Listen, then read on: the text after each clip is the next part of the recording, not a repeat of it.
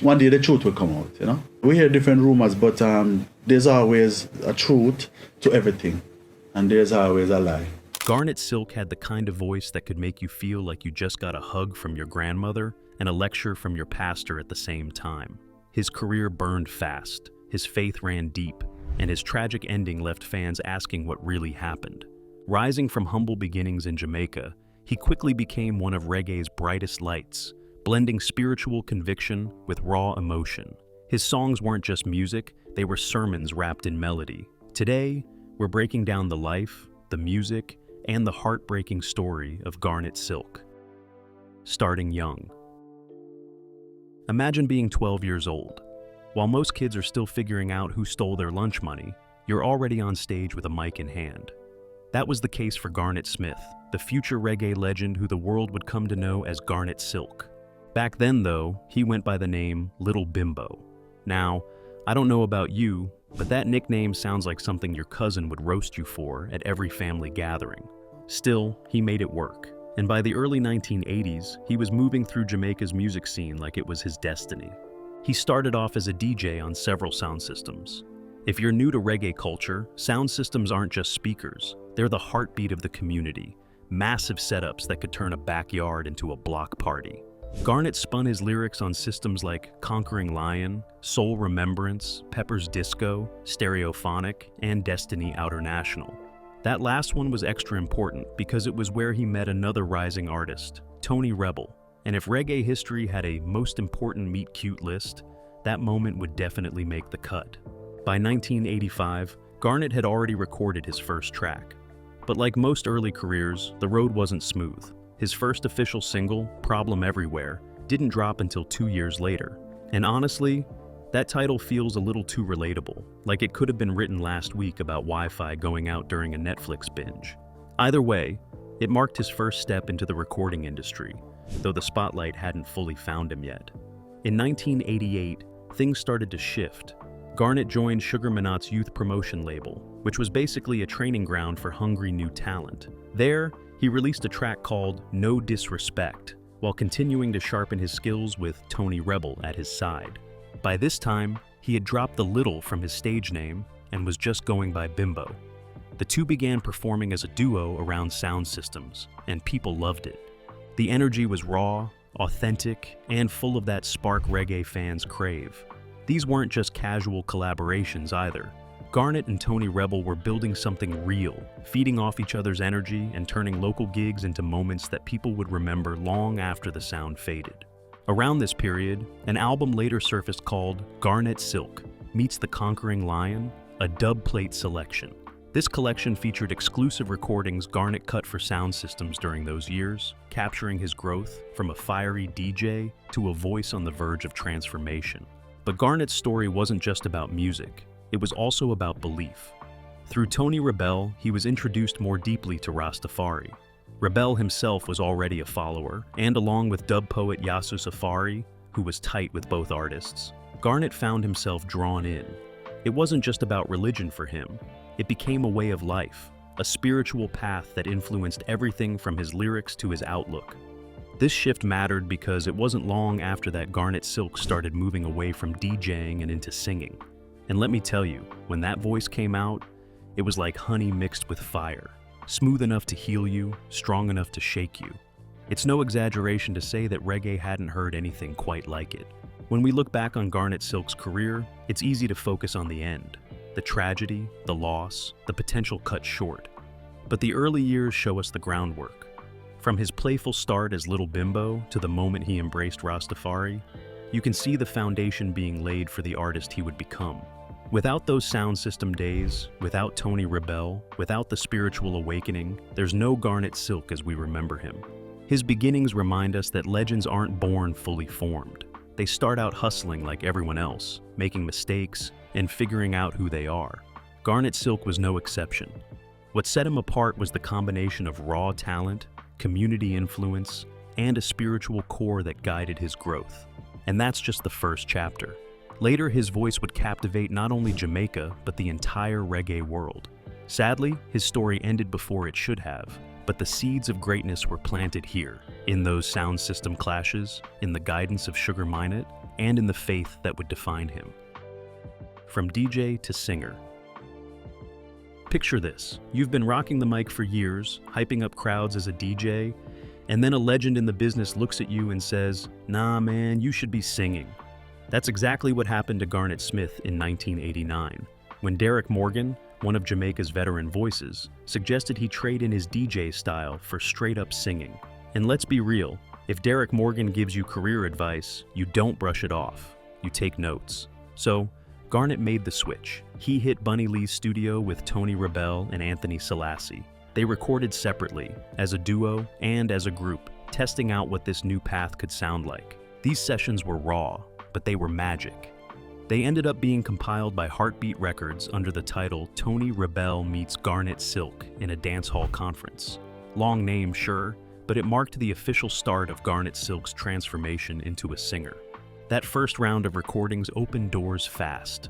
Garnet started linking up with the kind of producers who had already shaped reggae into what it was: King Tubby, Prince Jammy, and Donovan Germain. If you know reggae, those names are like the Mount Rushmore of production. They saw something in Garnet, and he kept building his skills in the studio. By 9C, Garnet signed a 2-year deal with Steely and Clevie, one of the most innovative duos in reggae and dancehall. They didn't just record him, they gave him a new name. His birth name was Garnet Smith, but they decided he needed something that fit the sound of his voice. Silky smooth, rich, and calming. From that moment, Garnet Silk was born. Here's the twist though. Even though Garnet recorded enough material with Steely and Clevie to fill an album, almost none of it was released. The only track that actually came out was a duet with Chevelle Franklin called We Can Be Together. Imagine putting in 2 years of hard work, laying down song after song, and then hearing crickets. That kind of thing can crush your spirit. For Garnet, it was a gut punch. Frustrated, he packed up and went back to Manchester. But instead of giving up, he poured everything into songwriting. He linked up with an old friend, Anthony Fire Rochester, and together they wrote track after track. That period might have looked like a step backward, but it was actually where Garnet sharpened his pen and learned how to shape songs that would stick with people. As fate would have it, Tony Rebel popped back into the picture. Through him, Garnet met Courtney Cole, who owned Roof International. That connection changed everything. Garnet headed to Cole's studio in Ocho Rios, and this time the sessions clicked. He recorded a string of tracks that showed just how powerful his new style had become. Among those songs were Mama, a heartfelt tribute that connected instantly with listeners, and 7 Spanish Angels, a reggae take that gave the tune fresh life. He also covered Johnny Nash's classic I Can See Clearly Now, putting his own flavor on a track that already had worldwide recognition. These weren't just recordings, they were statements that Garnet Silk had arrived as a singer, and he wasn't fading back into the background. The late 1980s and early 1990s were a turning point for Garnet Silk. He went from being a solid DJ with potential to a singer with a voice that could melt steel. Derek Morgan's suggestion, the ups and downs with producers, and the grind of songwriting shaped him into the artist Reggae would soon embrace. It's easy to see setbacks as failures, but in Garnet's case, that stretch in Manchester gave him the time and focus to grow. Without that detour, we might not have the soulful tracks that later made him famous. His story reminds us that sometimes rejection isn't the end. It's the push you need to find your real voice. In Garnet's case, literally. Hello, Mama Africa. Some artists spend years trying to crack the code, waiting for that one hit to break them out. Garnet Silk didn't just crack the code. In '92, he rewrote it. By then, he was in Kingston working with producer Bobby Digital, a man whose name sounded less like a reggae veteran and more like a DJ from the future. Together, they recorded Garnet's debut album, It's Growing, and grow it did. The record struck a balance that most singers could only dream about. 1 minute, Garnet was pulling you in with spiritual tracks that felt like Sunday morning at church. Next, he was dropping romantic ballads smooth enough to make you blush. It was cultural, it was heartfelt, and it was catchy. The album ended up being one of Jamaica's top sellers that year, turning Garnet Silk into more than just a promising singer. He was now the man to watch. Every artist needs that one song that cuts through all the noise and sticks in people's heads. For Garnet, that track was Hello, Mama Africa. Produced by Richard Bello Bell, the single was more than a love letter to the continent. It was his first international hit. And when I say hit, I mean it topped the reggae chart in Britain and introduced him to a global audience. It was the kind of success that made people stop and ask, wait a second, who's this guy with the silk-smooth voice? Suddenly, Garnet wasn't just Jamaica's secret. He was being played in record shops and dance halls across the Atlantic, building a fan base far bigger than he had ever imagined. The early 1990s were a whirlwind for Garnet. After its growing and the success of Hello Mama Africa, producers all over Jamaica wanted him in their studios. And Garnet wasn't about to slow down. Over the next 2 years, he recorded with some of the biggest names in the game, both as a solo artist and alongside his longtime collaborator, Tony Rebel. One of the most important connections during this period was with King Jammy, a man often credited with pushing reggae and dancehall into new directions. With Jammy, Garnet recorded tracks that blended faith with emotion in a way only he could pull off. Songs like Fill Us Up With Your Mercy and Lord Watch Over Our Shoulders showcased not just his voice, but his heart. These became defining tracks that showed Garnet's unique mix of spirituality and artistry. By '94, Garnet's catalog was already stacked, and Greensleeves Records in the UK decided it was time to put together a compilation. They released Lord Watch Over Our Shoulders, which included 7 of his collaborations with King Jammy, plus other standout tracks from his time working with producers across the island. For reggae fans overseas, this was like a treasure chest opening. The compilation didn't just highlight Garnet's skill, it cemented him as one of reggae's new powerhouses. The man had gone from small-town beginnings, hustling as a DJ, to becoming a voice that carried across continents. And he did it with songs that felt timeless, filled with the kind of warmth and conviction that kept listeners coming back. Looking back, the '92-'94 stretch of Garnet Silk's career was his true breakout. Its growing proved he had the versatility to craft an album that could move units and win hearts. Hello Mama Africa made him an international name, and his sessions with King Jammy showed he could mix devotion, wisdom, and emotion into tracks that were both powerful and deeply personal. What made Garnet stand out during this time was that he wasn't chasing trends. He was rooted in his beliefs, his love for his culture, and his passion for music. That sincerity carried through in every note he sang. Fans didn't just hear his voice, they felt it. And honestly, that's why this period is remembered so fondly. In a span of just a few years, Garnet Silk went from being a promising artist with a new stage name to becoming one of the most important reggae singers of his generation. His rise wasn't just about talent, it was about staying true to who he was, even while the industry rushed to put him on bigger stages. This was Garnet Silk stepping fully into the spotlight. Unfortunately, as history reminds us, his time there would be tragically short. But during these years, he showed the world just how powerful his voice could be, a voice that still echoes decades later. Zion in a Vision. Success can be a blessing, but sometimes it comes at you so fast it nearly knocks you flat. In '93, Garnet Silk was on fire. The UK Charm label dropped Gold, a compilation that stacked up hit after hit. Among them was Zion in a Vision, which went straight to #1 in Jamaica with the help of producer Jack Scorpio. Another standout was Hey Mama Africa, a track that echoed his earlier success and proved he wasn't just a one-hit wonder. And he didn't stop there. Garnet linked up with the powerhouse duo Sly and Robbie, laying down songs that leaned heavy into his spiritual side. Thank You Jaws carried a sense of gratitude that made listeners feel like they were sitting in on a prayer. Then there was Green Line, a haunting piece that still lingers in reggae fans' memories today. At this point, Garnet was working with some of the biggest producers in the game, and every session seemed to add another gem to his catalog. But here's the thing about burning the candle at both ends. Eventually, the flame sputters. Garnet was moving nonstop, recording, performing, and promoting, and the pressure caught up with him. During a show at the Ritz in New York City, he suddenly collapsed on stage. Fans were shocked. Doctors later said it was exhaustion and low blood pressure, the kind of health scare that forces you to sit down whether you want to or not. The fallout was tough.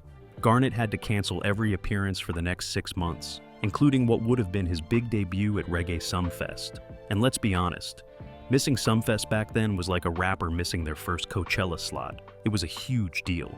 For Garnet, it was more than just a missed gig. It felt like momentum slipping through his fingers at the worst possible time. But Garnet Silk wasn't about to stay down. By '94, he was back, rested, and ready to work. In a move that showed his character, he reunited with Steely and Clevie, the duo who had once changed his stage name. Together, they recorded Love Is the Answer, and the track hit big. It was uplifting, hopeful, and reminded fans why they loved him in the first place. Not long after, Garnet dropped Fight Back, produced by Richie Stephens. The title said it all. It was a statement that Garnet Silk was here to reclaim his place at the top. Fans responded, critics responded, and most importantly, Garnet had his confidence back. With his energy restored, Garnet made his long-awaited return to live performance. And when he came back, he didn't tiptoe. He stormed the stage. That year, he headlined both Reggae Sumfest and Reggae Sunsplash, two of the biggest festivals in reggae. His Sunsplash set was so strong that it was captured and eventually released as Live at Reggae Sunsplash '94 and '99. Backing him up was Ja Postles, a seasoned band that had been around since the late 1970s. Together, they created a sound that was both polished and electric. Fans who saw him live during that stretch still talk about it today, the way his voice soared, the way the band carried him, and the way the crowd fed off his energy. It wasn't just a performance. It was a statement that Garnet Silk had survived his struggles and was stronger than ever. Looking at this chapter of his life, what stands out is Garnet's resilience. The collapse in New York could have been the end of his career. Some artists never bounce back after something like that. But Garnet took time, healed, and returned not just to recording, but to dominating the stage.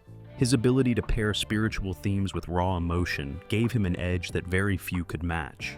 And honestly, that's what makes this part of his story so powerful.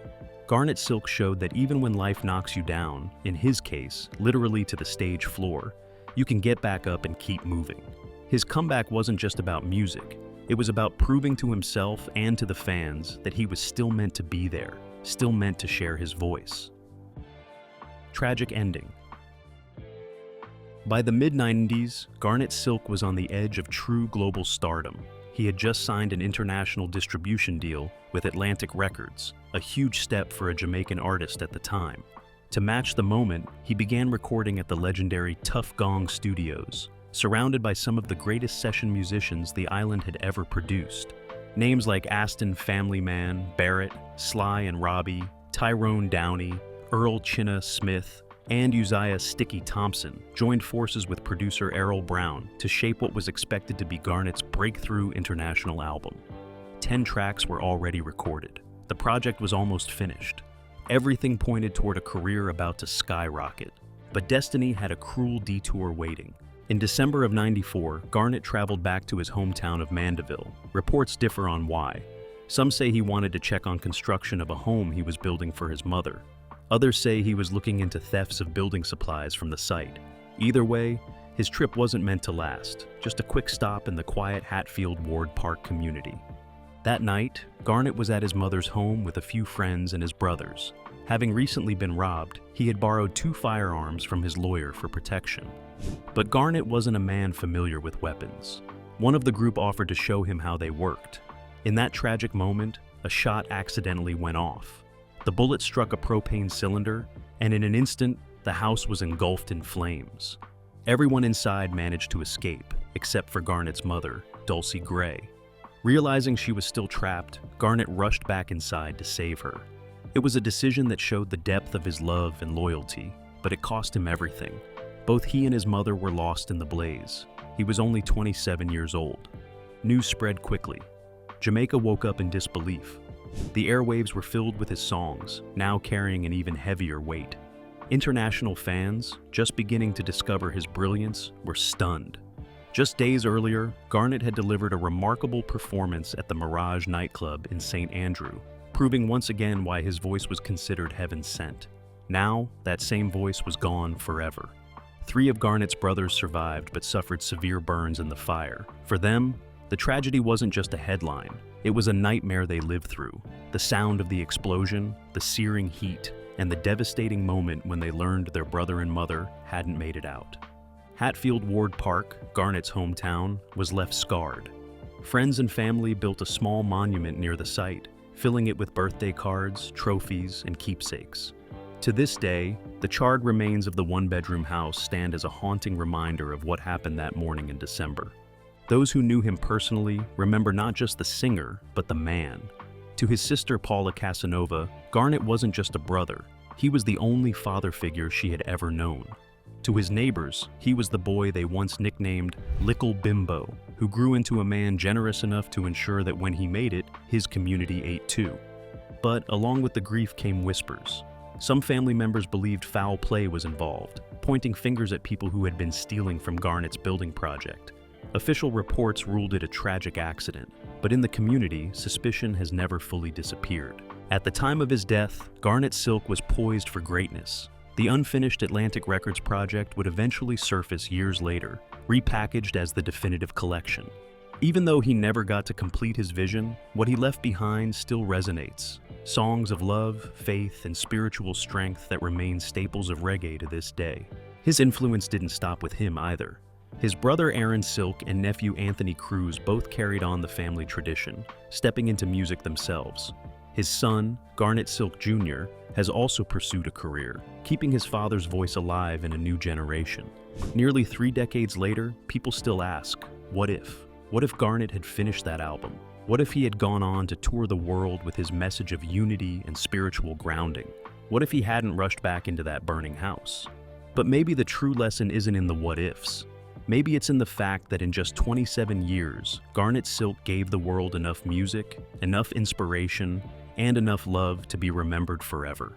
He lived as he sang, with faith, with heart, and with a voice that will never be forgotten. Tributes and legacy. Even though his time in the spotlight was painfully brief, Garnet Silk carved out a legacy so magnetic that the world has refused to let his music fade. His songs, drenched in devotion and love, keep resurfacing, carrying him forward as though he never left. After his passing, the reggae community did what it always does when it loses one of its brightest stars. It rallied, celebrated, and immortalized him through tribute after tribute. Artists like Maccabee honored Silk directly, crafting heartfelt dedications that captured the void his loss left behind.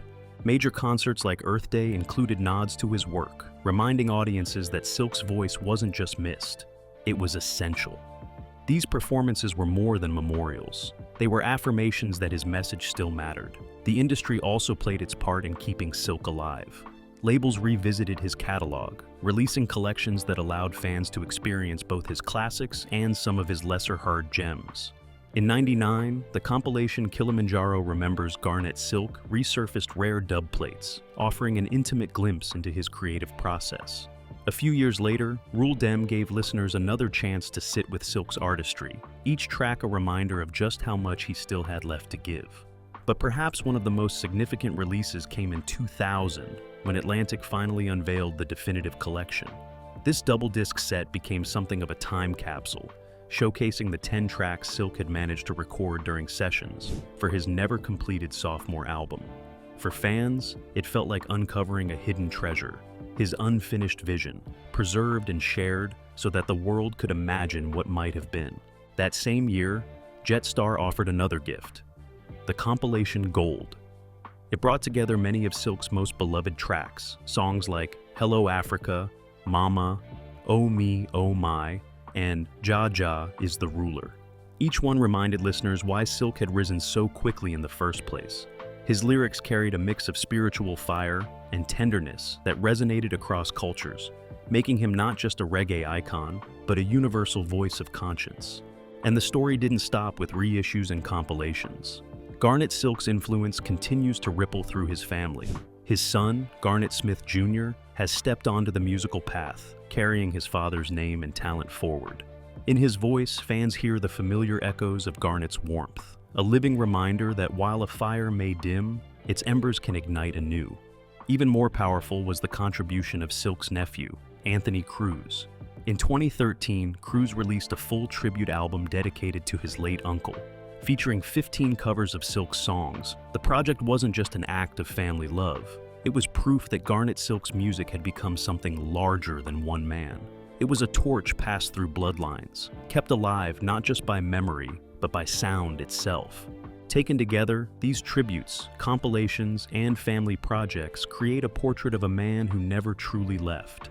While tragedy cut short his rise, Garnet Silk remains present every time a DJ spins one of his records, every time a younger artist draws inspiration from his spiritual fire, and every time fans gather to honor his legacy.